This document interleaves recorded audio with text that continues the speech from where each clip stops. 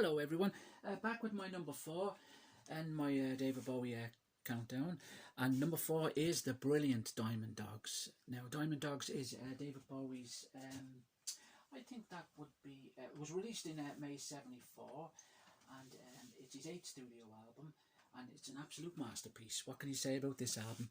It was generally released as it was to be a theatrical production, I believe. Bowie wanted to kind of collaborate his kind of glam with George Orwell's 1984 and create this kind of theatrical production thing. But George Orwell's estate was having none of it. Absolutely no way, they said.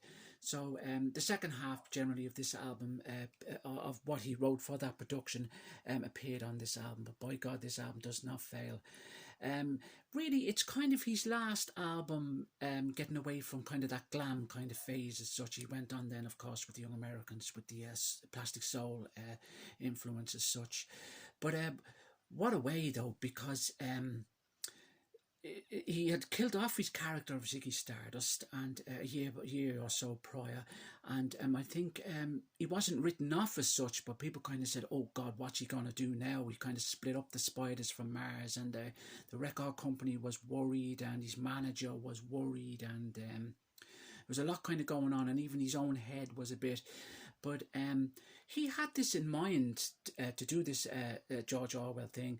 In his mind, he wanted to start production on it straight away after he had recorded the Pin-Ups album. So even though when he split up the Spiders from Mars, he knew exactly what he was going to do, and it's his real kind of forced kind of real solo project, you may say. Of course, all these albums he's had his forte in all the albums as such, but it's just kind of his first album out there on his kind of own as such.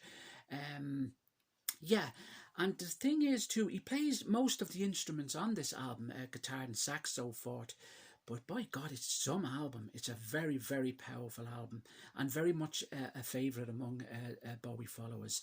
It opens up with the brilliant Diamond Dogs. You've got the spoken word, of course, which actually fits in nicely to future legend Bewitched and Bothered,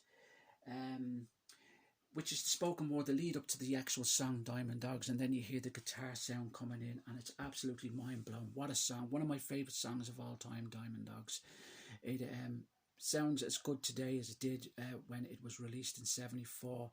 And when he done it later on, when he performed the song live, which wasn't that often he performed it live. He did perform it on his reality tour towards the end. But by God, it sounded just as good. It's absolutely a mind-blowing song. It's followed by the brilliant Sweet Thing, which comes in 3 pieces as such: Sweet Thing Candidate and Sweet Thing Reprise. But you kind of refer to them all as one song. What a song. His voice, and just the whole, again, the song goes off into all sorts of directions, all sorts of influences on it, from glam to soul to all sorts, rock, everything on it. And it's just one of those bloody masterpieces, You can't, it's a lot of Bowie's stuff, you just can't put it into words, because it's so influential, and it's just so, to listen to Sweet Thing, it's just, you like, it's a song you could never tire of. You could listen to it over and over and over again. It's just a bloody masterpiece, and it ends up, it's actually on his I Select as one of his favourites as well. So obviously he had a passion towards that song as well. He only ever performed it actually on his Diamond Dogs tour, which was unusual. Of course, the closing track, side 1, Rebel Rebel, the brilliant Rebel Rebel, everyone familiar with. Again, just an absolute masterpiece. Bowie belting out guitar. Yeah, absolutely fantastic song, Rebel Rebel. Big hit for him as well. That closes side 1. Then you've side 2. You've got Rock and Roll With Me. I wouldn't say it's a forgotten song, but it's in a way underrated, because you don't hear a lot about that song, and he's never performed it live since his Diamond Dogs tour again. But it's an absolutely cracker of a song. It's a brilliant song. Sounds great, bluesy guitar, the sound, the lyrics, everything is just rolls. It's just an absolutely perfect song. Followed by the brilliant We Are The Dead, which always reminds me of something that Alice Cooper would do.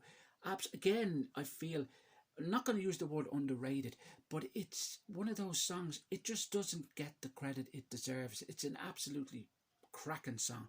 beautifully written. The guitar sounds absolutely perfect in it and fits so perfectly into the album as well. Then you've got 1984, which was the third single to be released from the album. Again, referencing to George Orwell, of course.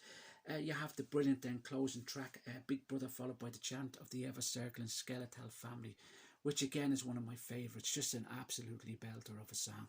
Brilliant song, great chant then at the end. It just finishes the album perfectly. But yes, it is an absolute cracker of an album. The drums were played by Tony Newman. He had two drummers on this particular album, and Ainsley Dunbar. Herbie Flowers was on the bass, and then Mike Garson. You had Mike Garson, of course, drifted in on the keyboards. And mostly the other instruments were all played by David Bowie himself. And by God, he sounds great on it. He can certainly play instruments when he wants to. But yeah, Diamond Dogs, an absolutely fantastic album from 1974. David Live at the Tower Philadelphia was released kind of on the back of it, but it's not exactly what you expect. If you were to listen to this album and get the David Live album, if you'd never heard it before, you'd be expecting kind of the same kind of sound that's on, that glammy kind of sound that's on the Diamond Dogs album. But a far cry from that. It's done totally different. He performs songs very much differently on the David Live album. It wasn't until much later when he started performing the songs that you kind of get that kind of same kind of feel. And you very much get it so much, I think, on his Outside and also on his Earthling tour when he done Diamond Dogs on the Outside tour. By God, it sounded fantastic. Gail Ann Dorsey on vocals with him, and of course Reeves Gabrel's playing guitar. It fitted in perfectly with that particular tour. Yeah, but yes, a great album is Diamond Dogs. My number 4, and very comfortable to have it there. That's the CD there, the 24-bit again. Again, I do have it on RCA put away. That's the RCA cassette from 74 as well. I have it on vinyl. So many different formats of this particular album. There's one there. I just lost total track of what I have with them, because I know I got this one because I'm just not go through them here. That's the red vinyl. That's different countries vinyl.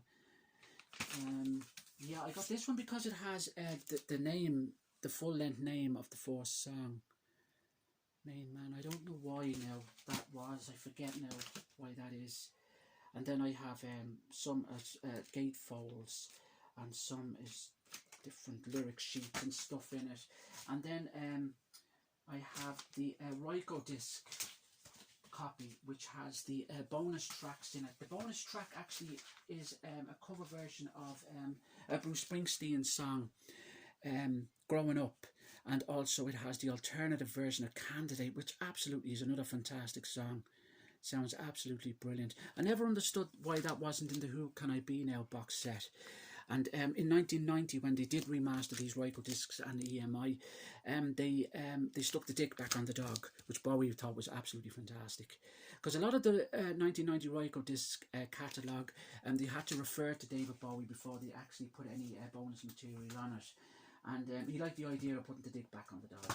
So that was in 74 when it was released. There was only a certain amount, a handful of copies released, and it was pulled because they didn't want the penis on the dog. So, but a few did get around, and I believe you can get them all right. They're very, very late. There's only about I think there's a couple of hundred in circulation. Some say there's only 5 or 6 copies in circulation, but there's not. There's a few hundred in circulation, and they're fetching something like 5 and 6 grand. So yeah, they are hard to come by. But any of the releases by RCA in '84 so forth, when they re-released the album, didn't feature the penis. It wasn't until 1990 that it was put back on the dog, and then all other releases since did have the penis on the dog as well. So yeah, that was always a talking point when this catalogue was re-released in 1990. Yeah, so I have, as I said, lots of copies of Diamond Dogs, different countries. I can't go through them all because there's so bloody many of them. But anyway, there's the dog barking. Thanks for watching, and this is David Bowie, Diamond Dogs, my number 4, and take care.